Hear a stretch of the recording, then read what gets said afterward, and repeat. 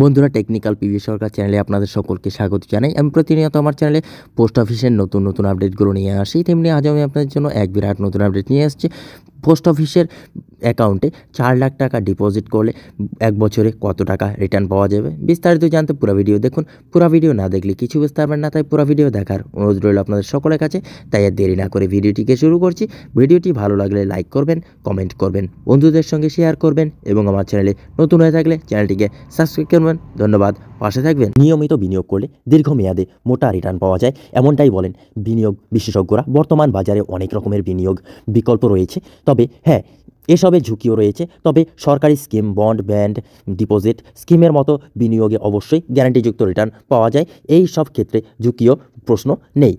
এবার bank deposit স্কিমের কথা যদি ওঠে, সবার আগে বেশিরভাগ ব্যক্তির মাথায় আসবে ফিক্সড ডিপোজিট প্রসঙ্গ। এর মধ্যে ভুল কিছু নেই। বর্তমানে ব্যাংকগুলো ফিক্সড ডিপোজিটে বেশ ভালো হারে সুদ অফার করছে। এবার যদি সিনিয়র সিটিজেনের কথা হয়, তাদের ক্ষেত্রে সুদের হার সাধারণ নাগরিকের তুলনায় ফিক্সড ডিপোজিটে বেশি হয়। কেউ চাইলে পরিবারের প্রবীণ সদস্যদের নামে ফিক্সড ডিপোজিট করতে পারেন ব্যাংকে।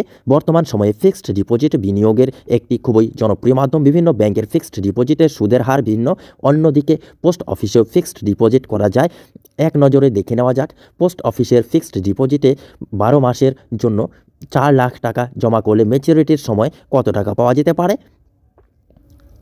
এখন দেশকে সুরক্ষিত বিনিয়োগের মাধ্যম হলো ফিক্সড ডিপোজিট।